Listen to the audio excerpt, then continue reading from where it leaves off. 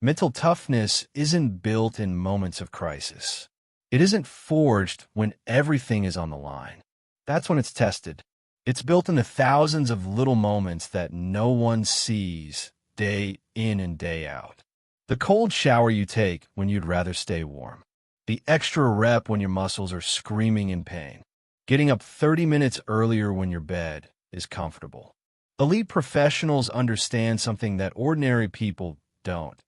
You don't rise to the level of your goals. You fall to the level of your daily systems. And the system that separates champions from everyone else is simple. Improve just 1% each day. 1% more discipline. 1% more focus. 1% more mental toughness. That's the 1% rule.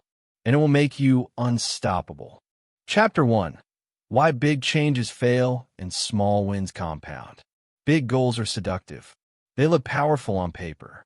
They sound inspiring in conversation. But they fail in execution. You have a choice. To chase massive, unsustainable change, or to build quiet, consistent improvement. That's the key. Everyone wants to transform overnight. Lose 50 pounds. Build a 7-figure business. Rewrite their life by next month. But massive transformation requires massive willpower.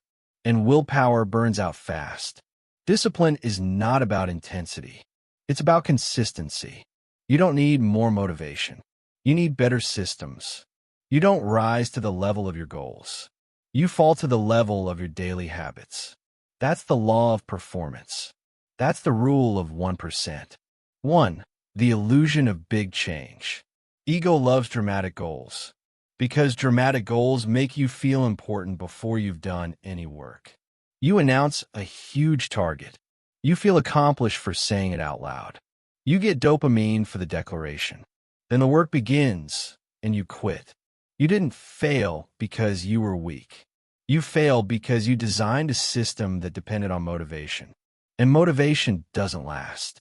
Discipline outlives motivation. Systems outlast emotion. You have a choice. To chase motivation or to build mechanisms. That's the key. Stop chasing the rush of starting. Start chasing the quiet power of continuing. 2. The math of marginal gains. This isn't theory. It's math. 1% better every day for a year is 37 times improvement. 1% worse every day for a year is near zero. That's exponential power. Compounding doesn't reward intensity. It rewards consistency. You don't need a sprint. You need to show up. You don't need a revolution. You need a system. Each micro-action compounds invisibly. The results are delayed, but guaranteed. That's why most people quit. They can't see the invisible growth happening beneath the surface. But invisible growth is still growth. You have a choice. To trust the process or to abandon it. To believe in compounding or to chase quick feedback. That's the key. 3. Why willpower fails. Willpower is a short-term engine. It gets you started, not sustained. You can't rely on it every day. When fatigue comes, discipline wins. When emotion fades, structure remains. Big goals drain willpower. Small habits build it. That's the paradox. Small, consistent effort creates the energy you thought only came from big inspiration. Every micro win builds confidence. Every micro action reduces resistance. You don't need to overhaul your life. You need to master 1% of it, repeatedly. You have a choice. To burn out or to build up. To push for intensity or to stack consistency. That's the key. 4. The compound curve. At first, nothing changes. You do the work and results are invisible. That's where people quit. But compounding doesn't reward immediacy. It rewards endurance. The first deposits feel meaningless. The 20th starts to shift the curve. The 100th changes everything. This is why elite performers dominate. They survive the invisible phase. They know results lag behind behavior. They understand that what feels insignificant today becomes unstoppable tomorrow. You have a choice. to quit during the invisible phase, or to endure until the exponential phase. That's the key. 5. The real difference between average and elite. Average people rely on emotion. Elite performers rely on system. Average people start strong and fade fast. Elite start small and compound endlessly. It's not about motivation. It's about mechanism. It's not about feeling ready. It's about acting regardless. The 1% rule separates performers from dreamers. One builds identity. The other builds excuses. You have a choice: to live by emotion or to operate by execution. That's the key. Stop asking, "How do I feel today?" Start asking, "What's my next 1%? 6. Proof from the field. Look at the data. British cycling won after decades of mediocrity by improving hundreds of small details by 1% each. Tire pressure, sleep quality, nutrition, gear positioning. Each adjustment was meaningless alone. Together, they built dominance. Navy SEALs train the same way, breaking massive challenges into micro-missions. One rep, one breath, one evolution at a time. Elite performers don't chase motivation. They engineer momentum. You have a choice: to hope for inspiration or to design systems. That's the key. If you want elite results, adopt elite process. Make small improvements non-negotiable. 7. Execution beats excitement. Big goals excite. Small wins sustain. You don't need excitement to perform. You need execution under boredom. You don't need adrenaline. You need structure. The discipline to do small, unglamorous tasks daily builds the strength to handle massive challenges later. This is the architecture of toughness, boring precision, repeated relentlessly. You have a choice: to entertain yourself or to improve yourself. That's the key. Every day you choose execution over excitement. You deposit strength in your account. 8. How to apply the 1% rule today. Choose one area of life: fitness, focus, finance, skill. Pick one behavior that improves it by 1%. Make it specific. Make it measurable. Make it daily. Don't try to add 10 habits. Add one. Don't aim for perfect execution. Aim for relentless repetition. Track it. Review it weekly. Protect it ruthlessly. That's your foundation. That's your compound curve. You have a choice: to collect excuses or to collect deposits. That's the key. 9. The hidden reward. The transformation is not physical. It's psychological. Each small win rewires your identity from someone who tries to someone who executes. That's how confidence is built. Not from outcomes, but from evidence. You stop saying "I will." You start saying "I do." That shift from intention to identity is what makes the 1% rule unstoppable. You have a choice: to identify with effort or with execution. That's the key. 10. The transition. You now understand why big changes fail and small wins compound. You've learned that dramatic goals collapse under their own weight, but micro habits compound quietly into exponential transformation. This is the foundation of mental toughness, the daily discipline that builds invisible strength long before visible results. You master the math of progress. Now, it's time to master the architecture of toughness itself. Chapter 2. The micro-habit architecture of mental toughness. Mental toughness is not genetic. It's engineered. It's not a gift. It's a system. You have a choice: to wait for resilience to appear or to build it deliberately through micro-habits. That's the key. Every act of voluntary discomfort trains the mind to override emotion with command. Every repetition of a hard choice rewires the brain toward discipline. Mental toughness is not built through theory. It's built through repetition. 1. The science of choice over comfort. Every human brain is wired to seek ease, warmth, and safety. Comfort is survival's default, but evolution optimized for survival, not success. You don't need to survive anymore. You need to perform. Every time you choose discomfort voluntarily, you override a primitive circuit designed for avoidance. That override builds strength. That override builds control. Mental toughness is the accumulated result of thousands of overrides. You have a choice: stay reactive or stay deliberate. That's the key. You don't rise to pressure. You fall to your training. And micro habits are your training. 2. The 5 pillars of bulletproof mind training.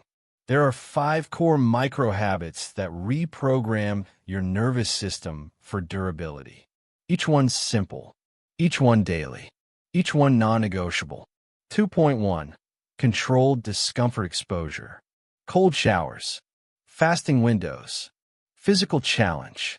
Not extreme, consistent. The point is not to suffer. The point is to choose. Every time you deliberately step into discomfort, you train your brain that pain equals growth, not danger. That's how you build calm under stress. You have a choice: avoid discomfort or command it. That's the key. 2.2. Immediate action on commitment. When you decide, move. Within 5 seconds. No delay. No negotiation. The longer you wait, the weaker you become. Momentum dies in hesitation. This habit rewires hesitation into action. It eliminates the mental drag between decision and execution. Action over analysis. Discipline over delay. You have a choice: think or move. That's the key. 2.3. Delayed gratification practice. Resist one small temptation every day. Skip the sugar. Wait 10 minutes. Do the hard task first. Discipline doesn't mean denial. It means control. When you delay gratification, you strengthen impulse management. Impulse control compounds into emotional control. You have a choice: chase pleasure or build power. That's the key. 2.4. Controlled attention training. Set a timer. Do one task. No distractions. 15 minutes minimum. Focus is the rarest modern skill. And focus is a muscle. Train it. This habit teaches your brain to ignore noise, to direct energy, and to complete what you start. Attention builds results. Distraction destroys them. You have a choice: scatter or concentrate. That's the key. 5. Strategic silence. No complaining. No excuses. No unnecessary talking about difficulty. Silence hardens the mind because it removes verbal escape. When you stop talking about how hard it is, you adapt faster. Composure under challenge begins in language. Control the words, control the mind. You have a choice: speak resistance or practice restraint. That's the key. 3. Remove decision fatigue. Micro habits fail when they remain optional. I'll try is weakness disguised as intention. I will is discipline declared. The elite don't decide daily. They decided once. They don't wake up debating the cold shower. They just take it. They don't negotiate with the alarm. They get up. They don't discuss the workout. They execute. That's the architecture of mental toughness, removing the need to choose. You have a choice: build systems or rely on willpower. That's the key. When the system runs automatically, resistance disappears. 4. The habit loop of strength. Every micro habit builds a loop: trigger, action, reward. You feel resistance. You act. You gain control. That control is the reward. Each repetition strengthens identity. I do hard things becomes I am someone who does hard things. Identity formed through repetition becomes unbreakable. You no longer rely on motivation because behavior defines belief. You have a choice: live as intention or live as identity. That's the key. Your habits prove who you are. 5. Compounding the system. Micro habits compound the same way money does. Slowly at first, then exponentially. One day of cold showers changes nothing. 1 year of cold showers changes everything. Each habit compounds across domains. Discipline and training improves focus at work. Focus at work improves patience in relationships. Patience in relationships improves composure under stress. Everything is connected. Micro habits don't just add up, they multiply. You have a choice: seek variety or build mastery. That's the key. Master one micro habit until it's automatic. Then add another. 6. Non-negotiable means automatic. The language matters. I'll try equals weakness. I must equals command. Once you define a habit as non-negotiable, it becomes your identity. That's how elite performers operate. They don't rely on emotion. They rely on enforcement. Non-negotiable means no vote, no debate, no exit clause. It's not optional because it defines who you are.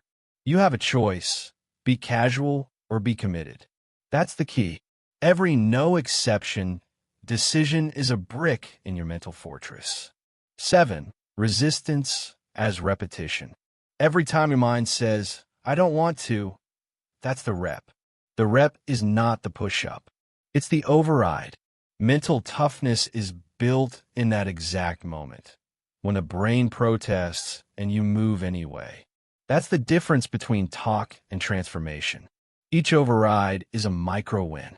Each micro-win compounds into resilience. You have a choice: surrender or override.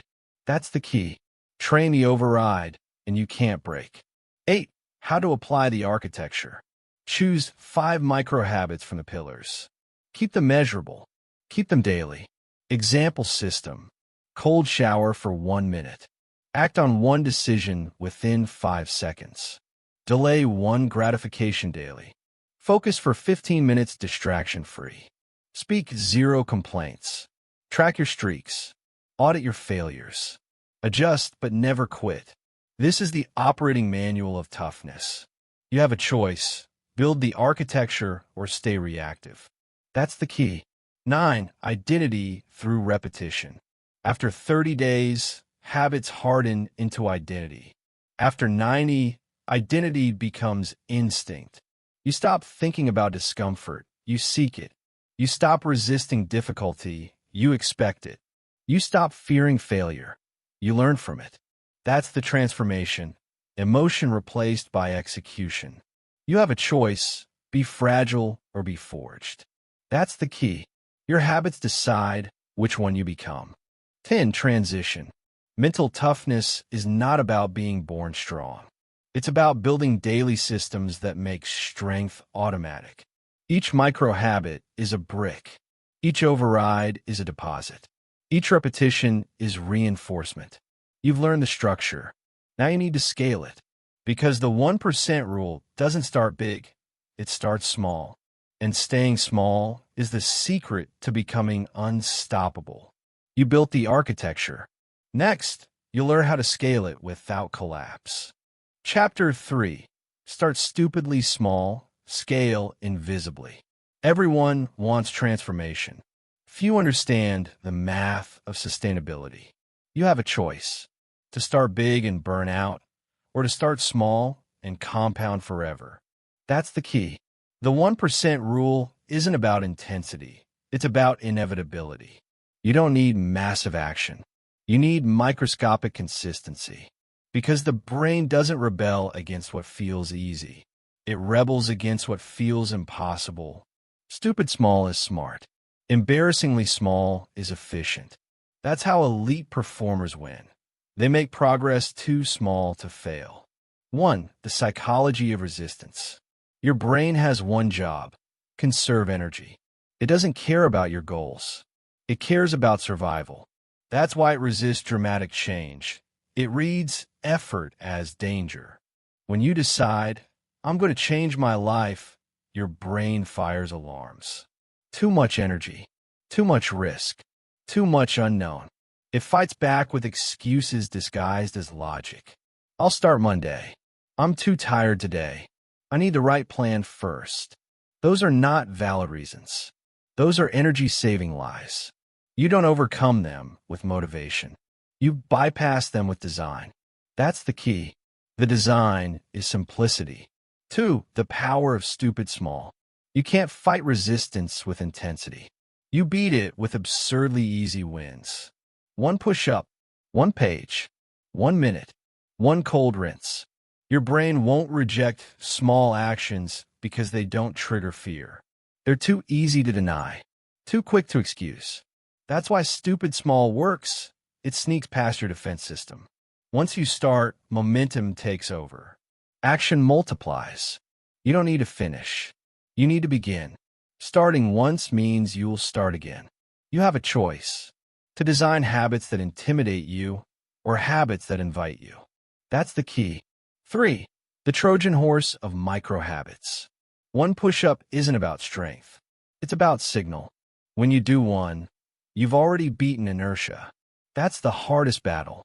The micro habit is the Trojan horse. It tricks your brain into opening the gates. Once inside, momentum multiplies. 1 push-up becomes 5. 1 page becomes a chapter. 1 cold rinse becomes 2 minutes under freezing water. You don't need to commit to the whole mountain. You need to take 1 step. That's the mechanism of the 1% rule. You have a choice to wait for readiness or to deploy immediacy. That's the key. Starting small isn't weakness. It's leverage. 4. Momentum is the real goal. Discipline is hard. Momentum is easy. The hardest part of any action is the start. Once started, inertia works in your favor. That's why micro habits are powerful. They remove the hardest step. The 1% rule isn't about doing a lot. It's about never stopping. Consistency compounds faster than intensity ever could. You have a choice to chase bursts or to engineer flow. That's the key. The goal isn't exhaustion, it's continuation. 5. The scaling framework. Week 1, do 1 push-up daily. Week 3, do 5. Week 8, do 20. Week 15, do a full workout. This is invisible growth. You won't feel transformation day to day. You'll see it when others notice. To outsiders, it looks like sudden success. To you, it's just math. You didn't do anything extreme. You compounded the smallest possible improvement. That's how exponential growth feels. Boring, invisible, undeniable. You have a choice to chase visible progress or to stack invisible progress. That's the key.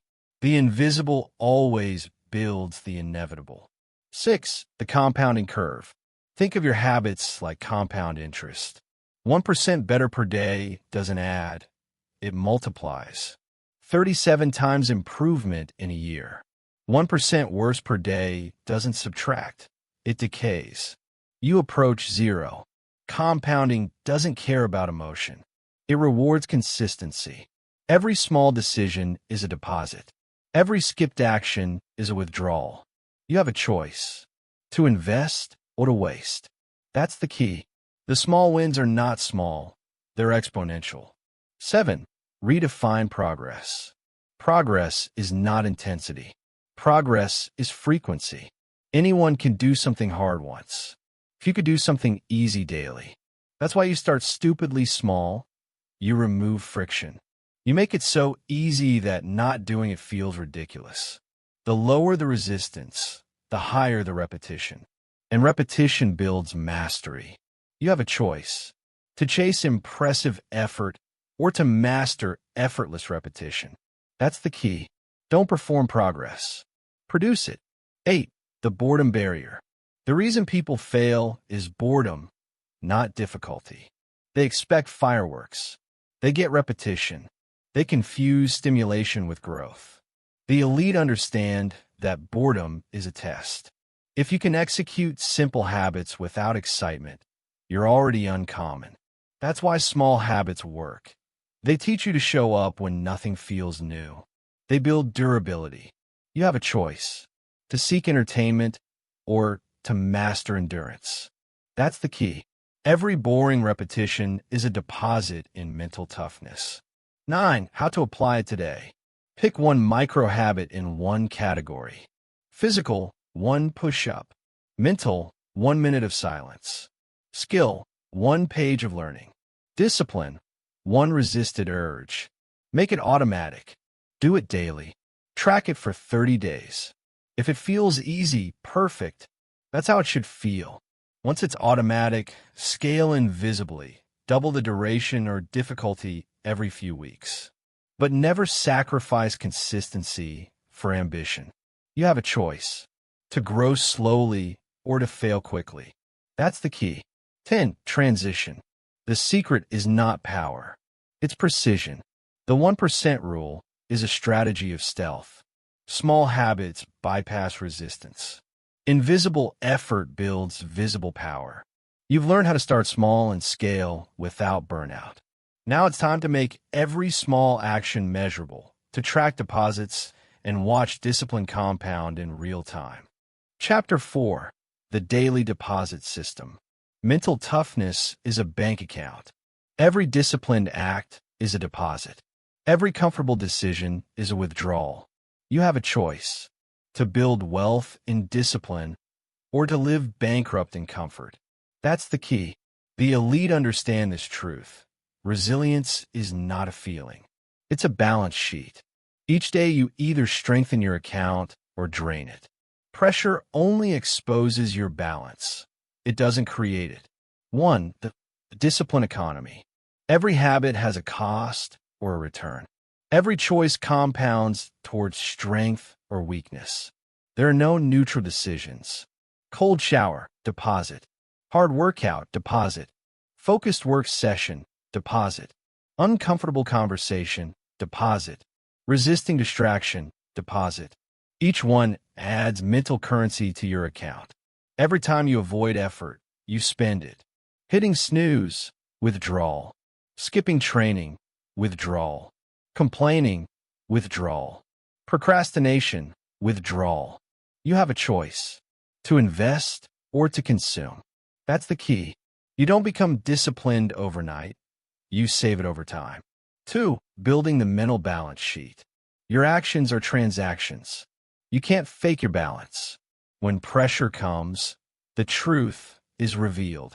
Average people overdraw their accounts daily. They live on emotional credit, borrowing strength from caffeine, motivation, or comfort. Then crisis hits, and they have nothing left. Elite performers operate differently. They accumulate. They overfund their reserves with daily deposits, so pressure feels routine. They don't rely on adrenaline. They rely on compound interest. They don't crash under weight. They've paid the cost in advance. You have a choice: to prepare or to panic. That's the key. Mental wealth is earned through daily deposits. 3. Deposits build confidence. Confidence is not belief. It's proof. And proof is created through repetition. Each completed habit is evidence that you can trust yourself. Each broken promise is evidence that you can't. You don't need affirmations. You need receipts. Receipts of execution. Receipts of effort. Receipts of endurance. Confidence compounds the same way as discipline. Slowly, invisibly, inevitably. That's why tracking matters. You have a choice: to believe your words or to believe your evidence. That's the key. You are your own accountant. Start counting accurately. 4. The 30-day ledger. 30 days. 5 habits. 1 rule: check the box daily. Use a scorecard, a notebook, or a wall calendar. Doesn't matter. What matters is visible proof of consistency. Every check mark equals 1 deposit. Every blank box equals 1 missed opportunity. This is not about guilt. It's about accuracy. You can't manage what you don't measure. The streak effect builds momentum.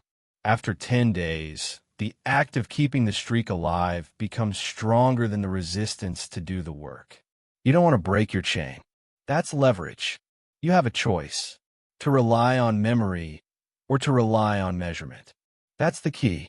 What gets tracked gets reinforced. 5. The math of momentum. 1 deposit seems small. 5 per day seems routine. But over a month, that's 150 deposits. Over a year, that's 1,800 deliberate acts of discipline. That's compound growth. Most people wait for motivation once or twice a year. You're building evidence every single day. That's why you win. Each deposit strengthens identity. I make deposits daily becomes I am disciplined. Identity compounds faster than results. You have a choice to build identity through intention or through inconsistency. That's the key. Your system becomes your story. 6. The withdrawal trap. Comfort feels free. It's not. Every easy choice has interest. That interest collects silently until crisis arrives. When stress hits, weak habits collapse. That's when the overdraft notice appears. You can't fake preparation. You can't borrow discipline. You can't buy mental strength on credit. If you haven't been making deposits, you'll pay in panic, fatigue, and regret. You have a choice to pay now with discipline or later with disaster. That's the key. Daily deposits are prepayment for future pressure. 7. How the elite operate. The best track everything. Workouts, sleep, output, focus, nutrition, habits. Not for vanity, accuracy. Because what gets measured improves. They know that progress tracked becomes progress multiplied. They build dashboards for their lives. They see every day as a ledger entry, another opportunity to deposit control. When stress hits, they don't rise to the occasion. They draw from the account. You have a choice to hope you'll rise or to guarantee you'll stand. That's the key. Measurement turns effort into certainty. 8. The deposit multiplier. One deposit creates ripple effects across categories. Cold shower in the morning increases alertness, which increases productivity, which reduces procrastination. One act of discipline compounds into multiple advantages. This is how elites scale their toughness. Each habit strengthens the others. Discipline is self-reinforcing. That's the architecture of mental wealth. Each act supports the next.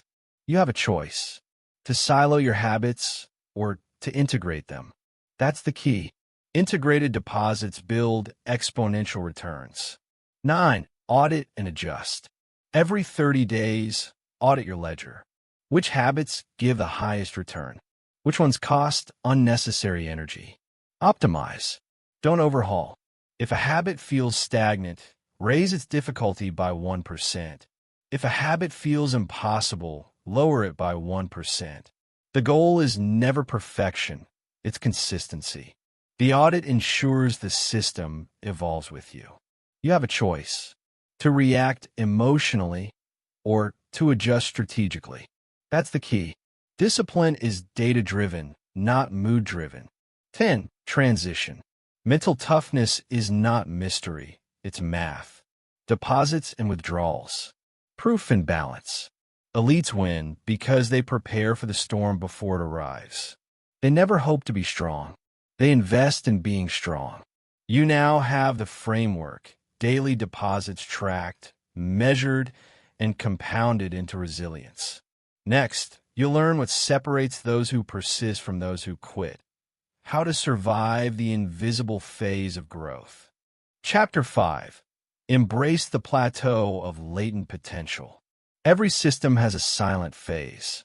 Every transformation has an invisible stage. Every breakthrough is preceded by boredom. You have a choice to quit when you see nothing or to continue when results are hidden. That's the key. The plateau of latent potential is the death zone of progress. Weeks 2 through 8, where discipline feels wasted, where the effort doesn't reflect in outcomes, where most people give up. But this is where the real rewiring happens. The foundation is being built under the surface, quietly, invisibly, relentlessly. That's where elite performers separate from everyone else. 1. The illusion of no progress. Your brain craves feedback. It wants proof that effort equals result. But growth doesn't obey your timeline. In the early stages of the 1% rule, progress compounds below perception. The ice cube analogy explains it perfectly. You raise the temperature from 25 degrees to 26. Nothing happens. 27, 28, 29, 30, 31, still nothing. Then at 32, the ice melts. Did the change happen at 32? No. It happened at every degree before that. But only 1 degree revealed it. That's the plateau of latent potential. You've been heating the system, but the output hasn't caught up to the input yet. You have a choice: to trust the math or chase the emotion. That's the key. 2. The hidden phase of compound growth. Compound growth is deceptive because it hides its power early. The line looks flat before it explodes. That's why most people fail. They can't handle the flat part. Discipline compounds like interest. At first, the numbers look slow, boring, and meaningless. Then one day, the graph bends upward, and everyone calls it overnight success. But there's no such thing as overnight success. There's only delayed visibility. Elite performers understand that compounding takes time to reveal itself. Average performers demand instant confirmation and destroy the process before it matures. You have a choice: to believe in momentum you can't see, or to surrender to impatience. That's the key. 3. Why the plateau breaks most people. The plateau doesn't test skill, it tests belief. It asks one question: can you execute without validation? Most people can't. They confuse lack of feedback with lack of progress. They assume invisible equals ineffective. The truth is simpler. The system is working, but the signal is delayed. Every habit you execute strengthens the neural circuitry of discipline. But until those pathways are reinforced enough times, the behavior remains fragile. You're rewiring biology, not flipping a switch. The plateau is not punishment, it's construction. You have a choice: to crave validation or to crave verification through repetition. That's the key. 4. How elites think during the plateau. Elites expect the silence. They interpret no results as early results. They see stagnation as incubation. They track process, not outcome. They measure inputs, not praise.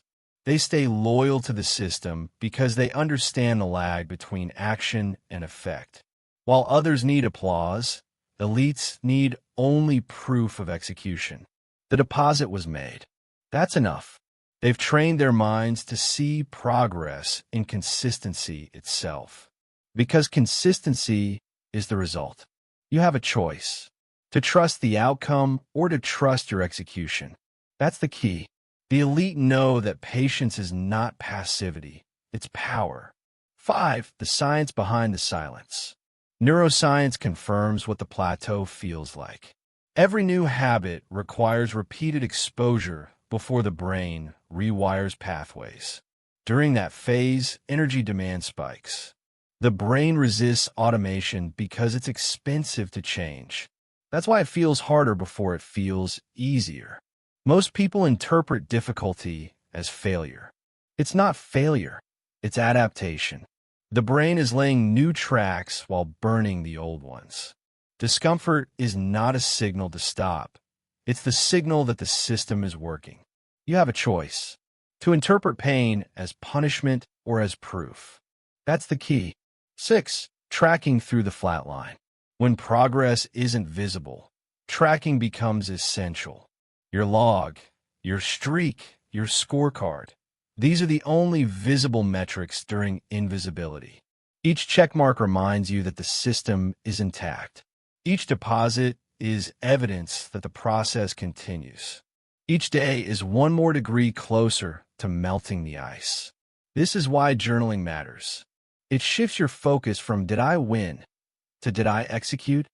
You have a choice: to seek outcome or to measure integrity. That's the key. Execution without evidence builds real mental toughness. 7. How to survive the plateau. Use these operational principles. Reduce scope, not frequency.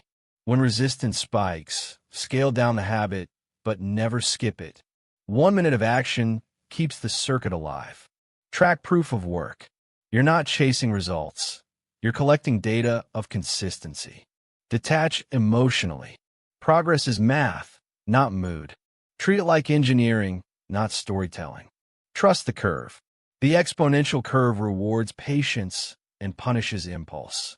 These 4 rules convert frustration into structure. You have a choice: to modify systems or to abandon them. That's the key. System adjustment keeps growth alive. 8. The psychological advantage of patience. Most competitors quit in the invisible phase. They can't endure silence. That's your advantage. If you can remain consistent when the scoreboard shows 0, you're unbeatable. Because by the time others restart, you've already compounded. You win a long game by surviving the boring part. Patience is the separator. You have a choice: to be loud early or legendary later. That's the key. Invisible effort produces irreversible dominance. 9. The breaking point and the bend. There's always a point where the graph bends upward. It feels sudden. It's not. It's the accumulation of thousands of quiet repetitions. One day the weight feels lighter. The work feels smoother. The focus feels natural. That's the bend, the point where deposits turn into dividends. The result appears, but the discipline built it long ago. You have a choice: to stop at 31 degrees or to wait for 32. That's the key. Most people never reach the melt point. You will. 10. Transition. The plateau of latent potential is not the end of progress. It's the silence before the surge. Every invisible repetition builds the conditions for visible transformation. The elite don't need feedback to continue. They continue to earn feedback. You've learned how to survive the silent phase. Now it's time to master the next stage, the transformation of pain into performance. Chapter 6. Pain points or progress points. Growth doesn't happen in comfort. Progress begins where comfort ends. That's the law. You have a choice: to interpret pain as a problem or as proof of progress. That's the key. The moments you most want to quit are not barriers. They're signals. They mark the boundary between who you are and who you're becoming. If you stop there, you stay the same. If you continue, you evolve. Pain isn't punishment. Pain is information. It tells you that adaptation is happening. 1. Pain is the progress indicator. Most people misread discomfort. They think it's danger. They think it means stop. In reality, pain marks the exact spot where growth begins. It's the location of expansion. It's the frontier of capacity. Every rep that burns, every second that stretches, every task that feels unbearable, those are deposits into the account of mental toughness. That's when transformation happens, not before. Your mind will always scream, stop. It's designed to preserve energy, not to pursue excellence. You must override that signal. You have a choice: to obey the discomfort or to command it. That's the key. 2. The biology of the edge. Neuroscience confirms what high performers already know. Discomfort is data. Every time you override the impulse to stop, you're strengthening your prefrontal cortex, the part of your brain responsible for decision, control, and discipline. At the same time, you're weakening the amygdala, the center of fear and emotional reactivity. This is not motivation. This is measurable neuroplasticity. Pain creates rewiring. The neurons that fire under stress form new patterns that make you calmer, sharper, and stronger in future stress. That's how resilience becomes automatic. You have a choice: to escape the pain or to engineer your mind through it. That's the key. The edge is not mental, it's neurological. 3. Discomfort is the currency of growth. Every field of mastery trades in the same currency: discomfort. Athletes, soldiers, entrepreneurs, scientists, all buy progress with pain. The body grows through resistance. The mind grows the same way. Avoiding discomfort guarantees stagnation. Pursuing it deliberately guarantees evolution. That's the paradox. Comfort kills potential. Pain refines it. You have a choice: to chase comfort or to accumulate capability. That's the key. You don't rise to pressure. You are paid back for how much discomfort you've already purchased. 4. The pain proof connection. Pain equals proof. Every hard repetition is a receipt. Every uncomfortable act is evidence. You don't need motivation when you understand that discomfort means construction. The signal you interpret as failure is actually progress confirmed. When you push into discomfort, the reward isn't in the moment. It's in the adaptation. The next time, the pain threshold shifts higher. The same difficulty becomes easier. You're not just enduring pain. You're moving the boundary of your capacity outward. You have a choice: to avoid temporary pain or to earn permanent progress. That's the key. Pain isn't a setback. It's calibration. 5. Reframe the resistance. Pain isn't an enemy. It's feedback. When you reframe it, you remove its power. When it hurts, say, "This is working." When you want to quit, say, "This is the deposit." When your mind negotiates, say, "This is exactly where I need to be." These are not motivational slogans. They are operational truths. They reprogram your relationship with discomfort. Your brain learns that pain equals progress instead of danger. That's how elite performers train endurance into identity. You have a choice: to react emotionally or to respond logically. That's the key. Pain is simply the data of development. 6. The comfort trap. Comfort is a silent assassin. It sedates ambition and disguises decay. You rarely notice comfort killing you because it feels pleasant while it drains power. But every time you choose ease, you teach your body and brain that resistance is optional. Eventually, you'll believe it. Elite performers reject comfort as a lifestyle. They use it as recovery, not residence. You have a choice: to live inside comfort or to use it as a tool. That's the key. Growth never occurs inside a comfort loop. 7. The resistance threshold. Every task has a threshold, the point where your brain starts to protest. That's the exact zone where change lives. That's where you train the override mechanism. The rule is simple: stay 5 seconds longer. 5 more seconds under cold water. 5 more seconds holding the plank. 5 more seconds listening to discomfort before reacting. That's how you push the edge without breaking. 5 seconds compounds. You have a choice: to surrender at the first signal or to stay long enough for the breakthrough. That's the key. 5 seconds is the bridge between who you are and who you want to become. 8. Proof in practice. When the water feels too cold, remember, it's not about temperature. It's about control. When the weight feels too heavy, remember, it's not about muscle. It's about message. When the work feels too hard, remember, it's not about task. It's about training your response system. Discomfort doesn't build tolerance, it builds control. That's the skill that separates performers from pretenders. You have a choice: to interpret pain as obstacle or to use it as opportunity. That's the key. 9. The law of adaptation. Adaptation is non-negotiable. Expose yourself to discomfort regularly, and your threshold expands. Avoid it, and your threshold contracts. The body and brain both obey this law. You're either adapting forward or regressing backward. There's no neutral state. That's why elite performers seek discomfort daily. They use it as maintenance. They don't need chaos to grow. They manufacture friction intentionally. You have a choice: to wait for adversity or to engineer it. That's the key. Self-induced stress is strength training for the mind. 10. Transition. Pain points are not barriers. They are coordinates of progress. Every spike of resistance marks the exact spot where you're becoming stronger. The system rewards those who stay inside the discomfort long enough for adaptation to complete.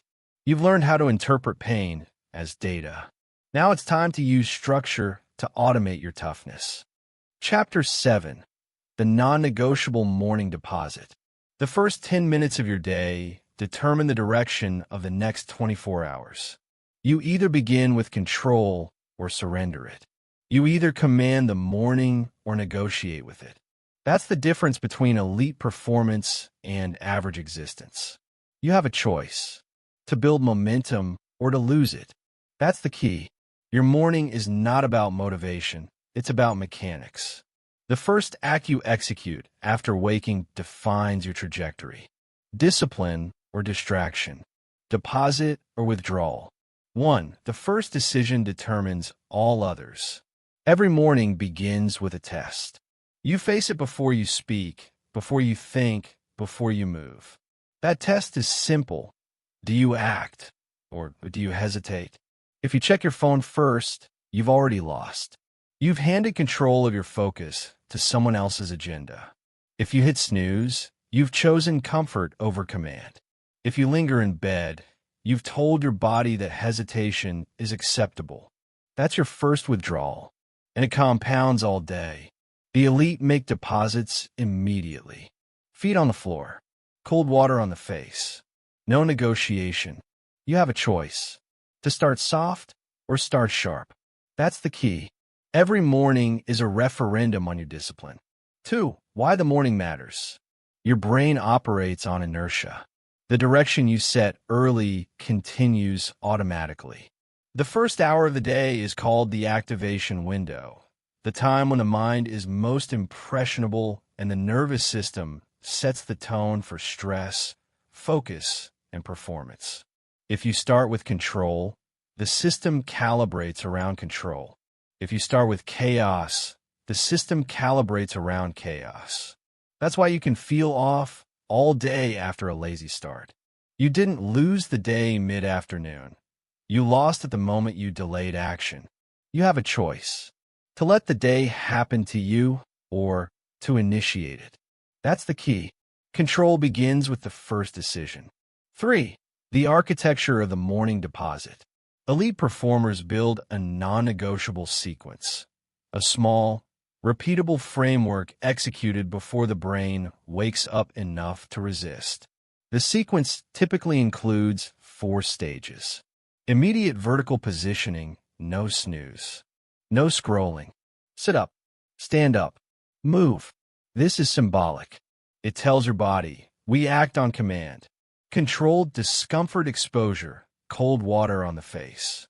Cold shower, a quick walk in the cold air. You start the day by defeating the body's instinct for comfort. Physical activation, 10 push-ups. Stretching, mobility work. Movement primes focus by increasing oxygen and alertness. Mental priming, meditation. Journaling, visualization. A short moment of structured focus to define direction. This sequence takes 15 to 30 minutes. It doesn't require motivation. It requires execution. You have a choice: to follow your system or follow your feelings. That's the key. The system always wins if you obey it. 4. No negotiation allowed. Your brain is a professional negotiator. It will always try to cut a deal with comfort. 5 more minutes. Just today. I'll start later. That's the voice of the enemy. The moment you start bargaining, you've already lost leverage. Elite performers eliminate negotiation by removing options. They automate behavior before thought appears. They don't decide, they execute. You have a choice: to negotiate or to obey your system. That's the key. Discipline dies where negotiation begins. 5. Implementation momentum. Psychologists call it implementation momentum. The principle that completing one disciplined act increases the probability of completing the next. The morning deposit triggers this chain reaction. Once you execute one hard thing, the next hard thing becomes easier. You've proven control. Your brain records the pattern. We act. We don't avoid. That's why morning discipline leads to better nutrition, better focus, better execution across the entire day. Each deposit fuels the next. Momentum is mechanical, not magical. You create it through motion. You maintain it through consistency. You have a choice, to start the engine or to stall it. That's the key. 6. Morning as identity training.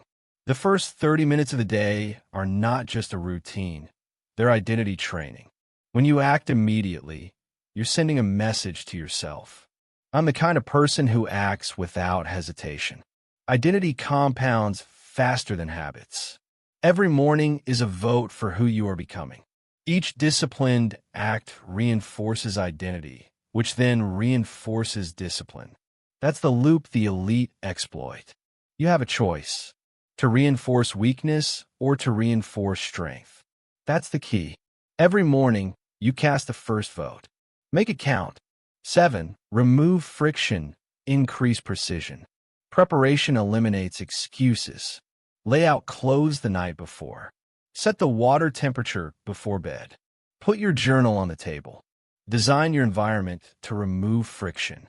Discipline is environment dependent.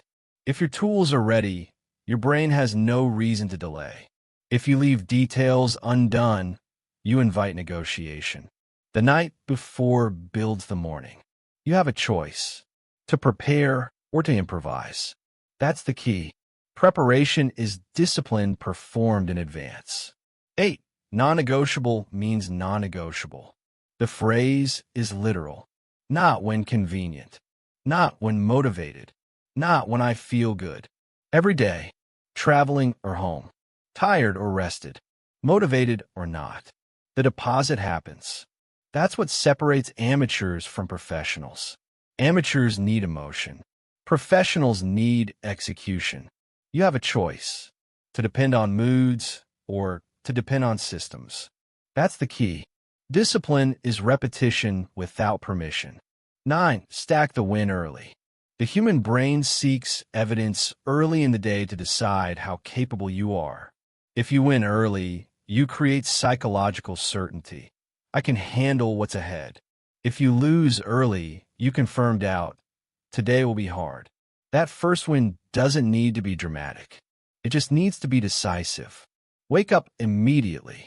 Cold water. Movement. Silence. Direction. That's all it takes to program dominance into the next 24 hours. You have a choice, to begin reactive or proactive. That's the key. Early control multiplies all later outcomes. 10. Transition. The morning deposit isn't about discipline. It's about identity. It's the first test of every day, and it's pass or fail. You don't get second chances. You've learned how to command your mornings, remove negotiation, and use the first act of the day to program success. Next, it's time to understand how to use failure itself as training. Chapter 8. Micro failures are macro training. Perfection is not the goal. Progress is. You don't need flawless execution. You need relentless iteration. You have a choice, to chase perfection and collapse, or to master consistency and compound. That's the key. The 1% rule was never about never missing. It was about never quitting. Elite performers don't demand perfection. They demand persistence. 1. The myth of perfect consistency. Most people quit because they expect perfection. They think one missed day equals failure. That mindset guarantees collapse. If you complete your habits 6 out of 7 days, that's an 85% success rate. That 85% compounds. Over time, it transforms your baseline. Missed deposits don't destroy you. Quitting does. You have a choice, to define success as flawless or as forward. That's the key. Consistency beats perfection because perfection isn't sustainable. 2. Micro failures are data. Every micro failure contains information. It's not a personal flaw, it's a system flaw. And system flaws can be fixed. Missed your cold shower? Why? Too rushed. Adjust wake-up time. Forgot? Place a visual cue. Too tired? Sleep earlier. The failure isn't a verdict, it's feedback. Elite performers treat every miss as diagnostic, not emotional. They extract the lesson and apply it immediately. You have a choice: to judge yourself or to audit your system. That's the key. Feedback ignored becomes weakness. Feedback applied becomes strength. 3. Perfectionism is ego in disguise. Perfectionism looks like high standards. It's not. It's fragile ego. It says, if I can't do it perfectly, I won't do it at all. That's not discipline. That's fear of imperfection. The elite remove ego from execution. They know that imperfection done daily outperforms perfection delayed indefinitely. They don't need every rep to be perfect. They just need the rep. You have a choice: to protect ego or to produce results. That's the key. The imperfect deposit compounds. The perfect plan never started does not. 4. The bounce back metric. Mental toughness isn't measured by success rate. It's measured by recovery rate. How fast do you return after a miss? That's the true test. Average people miss one day and lose a week. Elites miss one day and double down the next. Not to punish themselves, to reinforce identity. The rule: never miss twice. One miss is human. 2 misses is a pattern. The elite know that momentum breaks faster than it builds. So they protect the streak by immediate return. You have a choice: to spiral or to stabilize. That's the key. Recovery speed defines professional consistency. 5. Turning friction into feedback. Every failure reveals friction in the system. The solution isn't willpower, it's engineering. If you skip workouts because the gym's far, move the workout closer. If you skip reading because you're tired at night, read in the morning. If you forget journaling, attach it to an existing routine. You fix the system, not the self. You remove friction instead of adding guilt. You have a choice: to fight your system or to refine it. That's the key. Discipline improves fastest when friction decreases. 6. The compound effect of recovery. One quick recovery doesn't seem like much. Neither does one failure. But compounding magnifies both. Recover quickly for 365 days, and you create unstoppable resilience. Delay recovery repeatedly, and you train hesitation.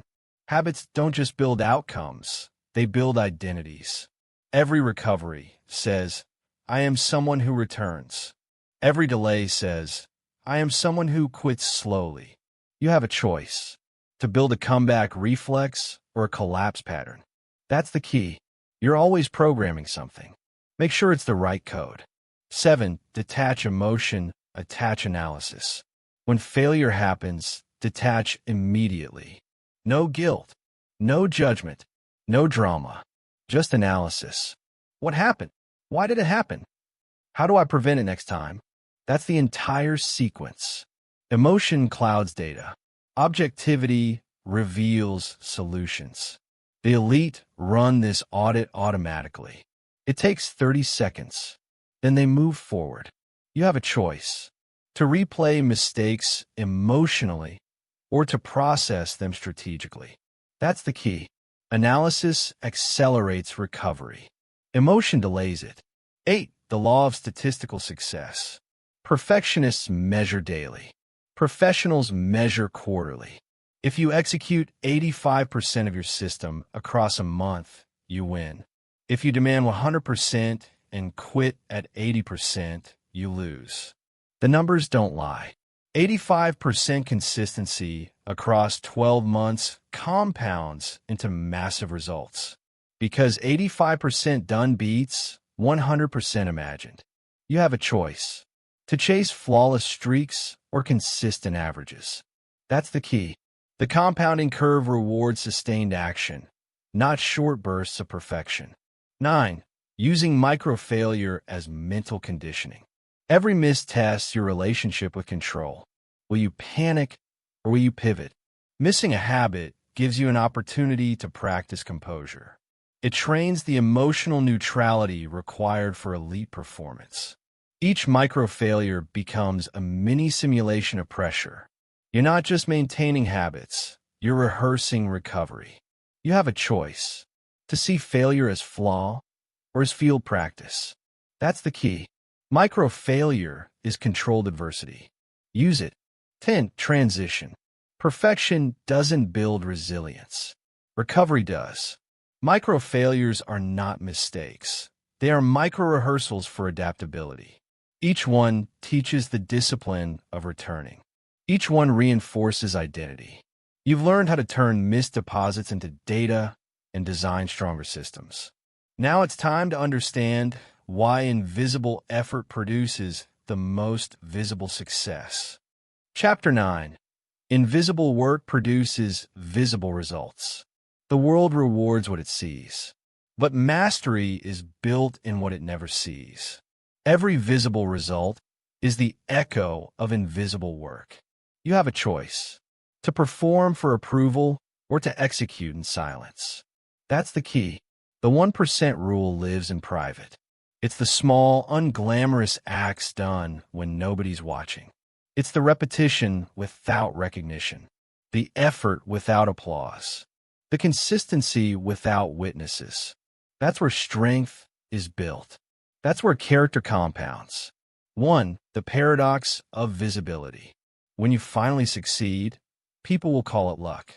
They'll say you're talented, gifted, different. They'll never understand that what they see is the final 1% of a long, invisible process. They didn't see the early mornings. They didn't see the cold showers. They didn't see the lonely nights of repetition. They didn't see the decisions made in silence that nobody applauded. You have a choice: to explain yourself or to let results speak. That's the key. The invisible phase is where legitimacy is built. By the time the world notices, the foundation is already unshakable. 2. The nature of compound effort. Compounding is invisible until it's undeniable. For weeks, months, years, nothing looks like it's happening. Then everything happens at once. You train alone for 300 days and get praised on day 301. You study for years and get labeled naturally smart. You build discipline quietly and get called lucky when opportunity arrives. But compounding doesn't care about recognition. It only cares about repetition. You have a choice: to seek visible progress daily or to trust invisible growth over time. That's the key. Visible effort gets attention. Invisible effort gets results.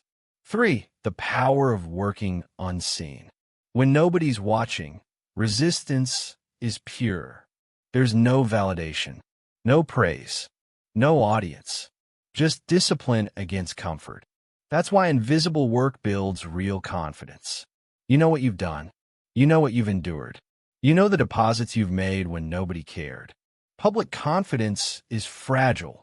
It depends on applause. Private confidence is indestructible. It depends on proof. You have a choice: to build fragile confidence or indestructible proof. That's the key. Only invisible work gives you certainty under pressure. 4. Why silence is a strategy. Elite performers don't announce their process. They don't post their progress. They don't broadcast their struggle. They protect their process like classified intelligence. Because exposure invites interference. The moment you perform for an audience, your priorities shift from execution to perception. They don't need recognition. They need results. They don't seek approval. They seek accuracy. You have a choice: to build in public for attention or in silence for power. That's the key. Silence is not secrecy. It's strategy. 5. The psychology of invisible repetition. Your brain craves novelty. It rewards visible milestones with dopamine. That's why visible progress feels good, but rarely lasts. Invisible work denies that dopamine and forces deeper wiring. When you repeat without recognition, the brain adapts by anchoring discipline into identity. You stop needing feedback to act. You stop needing proof to persist. That's how consistency becomes instinct. You have a choice: to chase stimulation or to construct identity. That's the key. Invisible repetition builds permanent patterns. 6. The misunderstanding of overnight success. There's no such thing as sudden mastery. The world only discovers you once the work is already done. What they call overnight took years. That's why you never explain your rise. You just continue executing. Explaining invites imitation. Execution ensures separation. By the time they understand what you did, you're already operating on the next level. That's the compounding advantage of silence. You have a choice: to be seen early or to be unstoppable later. That's the key. Your invisibility today is the cost of dominance tomorrow. 7. Guarding your system. Systems create results, not secrets. But secrecy protects the system.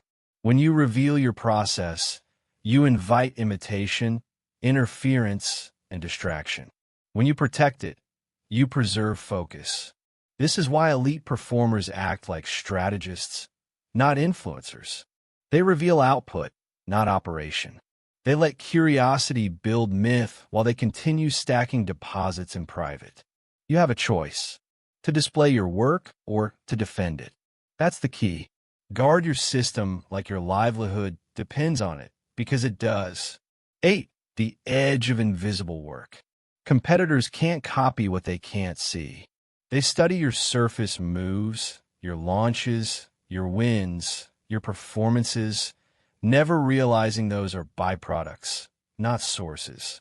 You're playing a different game. They're chasing outcomes. You're refining systems. By the time they mimic your tactics, they're already outdated. You're years ahead. You have a choice: to compete in public or to dominate in private. That's the key. Invisible work compounds. Public competition dilutes.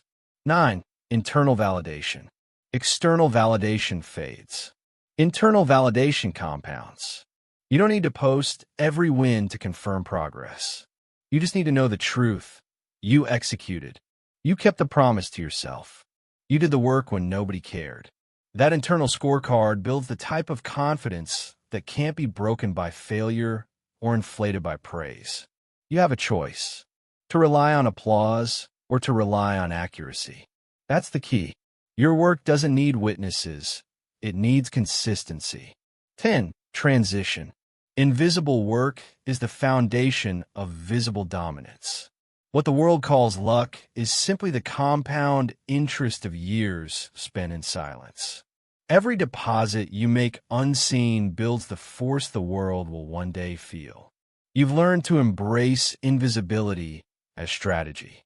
Now it's time to understand what happens when your micro habits evolve beyond discipline, when excellence itself becomes your default setting.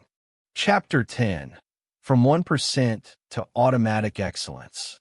There's a point in the journey where effort transforms into identity.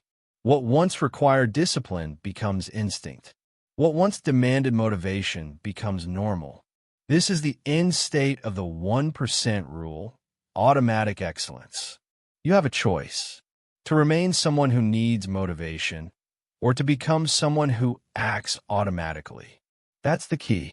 After 6 to 12 months of daily 1% deposits, your brain and body stop negotiating. You no longer wake up debating whether to execute. You simply execute. The system has taken over. 1. The shift from discipline to default. In the beginning, discipline feels like resistance. Every decision requires energy. Every act of discomfort feels forced. Over time, repetition rewires neural pathways. The uncomfortable becomes familiar. The familiar becomes automatic. This is the neurological shift from conscious effort to subconscious execution. The cold shower isn't punishment anymore. It's preference. The workout isn't an interruption. It's identity. The early wake-up isn't struggle. It's structure. You have a choice: to stay trapped in conscious resistance or to evolve into automatic excellence. That's the key. Discipline is the bridge to automation. 2. Rewiring the operating system. Your habits are not actions, they're code. Every repetition installs instructions into your operating system. At first, the code runs manually. Then it runs autonomously. This is neuroplasticity at work. Repeated action forms myelin around neural circuits, reducing friction and increasing speed. That's why elite performance looks effortless. It literally requires less energy to execute. You have a choice: to keep rewriting old code through inconsistency or to reinforce new code through repetition. That's the key. Automatic excellence is software built through consistent execution. 3. The floor becomes the ceiling. Average people live at the mercy of motivation. They operate at peak only when conditions are perfect. Elite performers eliminate that volatility. Your worst day must look like their best. Your baseline becomes their breakthrough. Your default becomes their dream. That's not arrogance, it's arithmetic. 1% compounded daily creates a gap too wide to close. By the time others begin, you're years ahead. You have a choice: to chase occasional highs or to engineer permanent elevation. That's the key. Excellence becomes predictable once it becomes process. 4. Stacking the system. At this level, the question changes. It's no longer, how do I stay consistent? It's, what new habit do I add? You start stacking habits vertically. Cold shower becomes breath work. Workout becomes recovery protocol. Morning focus becomes evening reflection. Each new layer compounds on the previous one, multiplying, not adding, effectiveness. This is geometric progression, not linear growth. You have a choice: to maintain or to multiply. That's the key. Maintenance is stagnation disguised as success. 5. The identity shift. The 1% rule was never about habits. It was about identity. When the process becomes who you are, effort disappears. You don't do discipline. You're disciplined.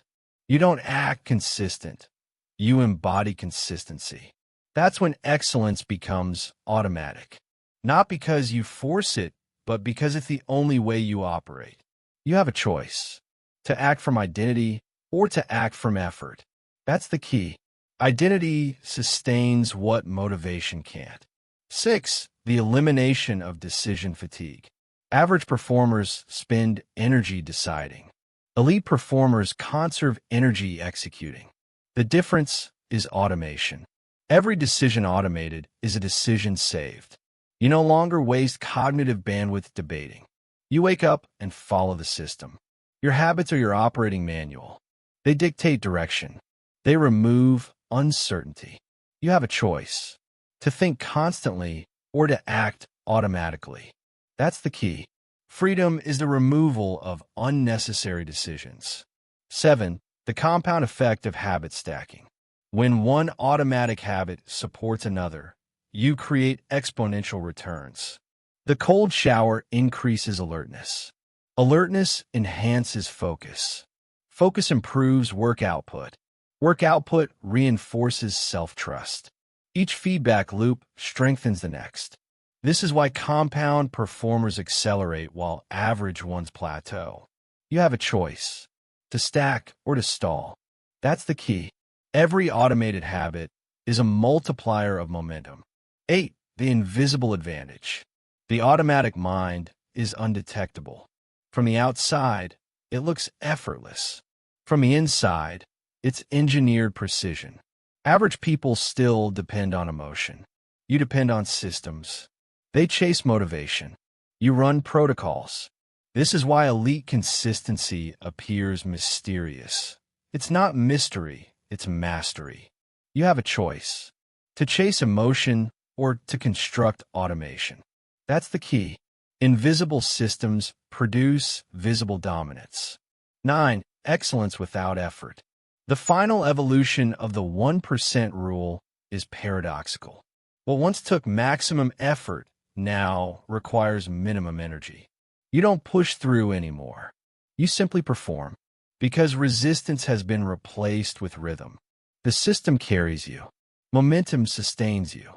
Execution is no longer optional. It's inevitable. You have a choice: to live as a reactor or as a system. That's the key.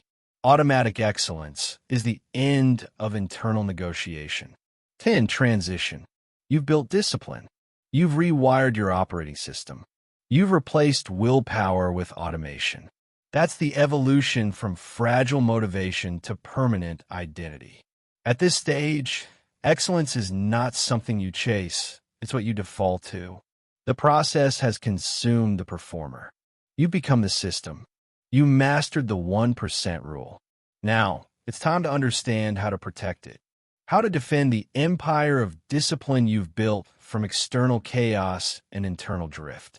So here's what you know now. Mental toughness isn't built in a single moment. It isn't forged in crises. It's built in the thousands of invisible moments when you choose discomfort over staying in your comfort zone. When you take a cold shower instead of a hot one. When you exercise instead of hitting the snooze button. When you commit to doing a little more than you did yesterday. 1% better. Every day. That's the system. That's the only system. Everyone wants transformation without micro habits. They want a bulletproof mind without the daily deposits. They want elite performance without elite consistency. And that's why they remain average. But not you. Now you understand. You know that drastic changes fail. You know that small victories add up. You know that small, simple habits bypass resistance. You know that plateaus are where real change happens beneath the surface. You know that pain points are points of progress. You know that invisible work produces visible results. So here's your challenge. Right now, before you do anything else, choose your 5 new micro habits. Write them down. Make them ridiculously small. Make them non-negotiable. And start today, not tomorrow. Today. A cold shower. A workout. A meditation session. An uncomfortable conversation. A temptation resisted. Just 1% better than yesterday. And tomorrow, 1% better than today. Do this for 365 days, and you won't recognize yourself. Your mind will be bulletproof. Your discipline will be automatic. Your results will be undeniable. 1%. Every day. No exceptions. Starting now.